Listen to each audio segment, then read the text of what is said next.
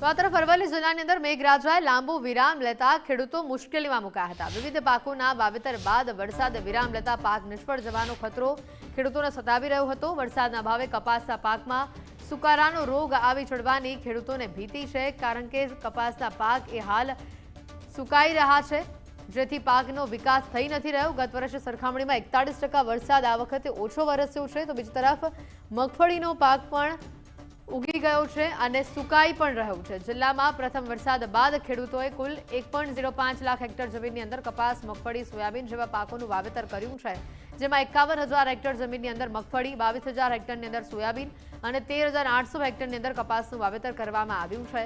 હવે વરસાદે લાંબો વિરામ લેતા વિવિધ પાકો પર ખતરો મંડરાઈ રહ્યો છે। જે ખેડૂતો પાસે પાણીની સગવડ છે તે ખેડૂતો ડ્રીપ દ્વારા પિયત કરી પાકને બચાવવા મથામણ કરી રહ્યા છે।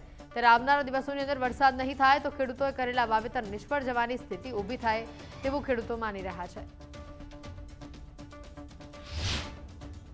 છો તો કપાસ બિલકુલ મુરઝાઈ ગયો છે, વરસાદ નથી એના લીધે મુરઝાઈ ગયો। જો હજી 4-5 દિવસ વરસાદ નહીં આવે તો આ કપાસ મારે ખેડી નાખવો પડશે। અત્યારે વીઘાનું ખર્ચો લગભગ 8 થી 10,000 રૂપિયા વીઘે ખર્ચો મેં કરી નાખ્યો છે, પણ જો ખેંચાય તો આમાં કઈ ભલીવાડ આવે એવો નથી। વરસાદ જો સમયસર નહીં આવે તો બાકી સોયાબીન પણ વાવ્યું હતું 5-7 વીઘા, પણ એ વરસાદ ના આવ્યો એટલે હાવ દાણા પેલા ખરાબ થઈ ગયા અને કોવાઈ ગયા, એટલે મેં ખેડી નાખ્યું છે।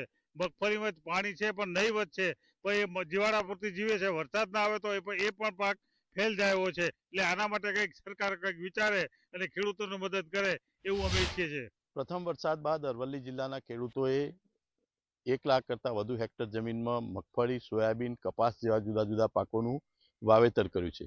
વાવેતર બાદ વરસાદ ખેંચાઈ ગયો છે, જેને લઈને જે પાક છે તે સુકાઈ રહ્યો છે, જેને લઈને ખેડૂતો છે તે મુશ્કેલીમાં છે। ખેડૂતો ખૂબ જ ચિંતામાં મુકાયા છે।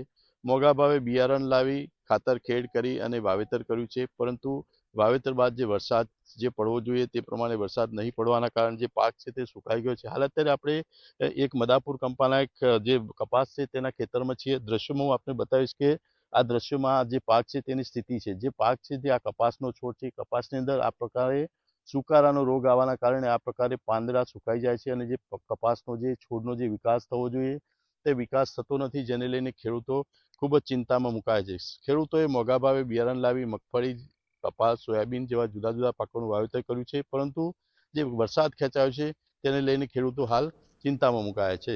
વિપુલ નાના, ગુજરાત ફર્સ્ટ, અરવલ્લી।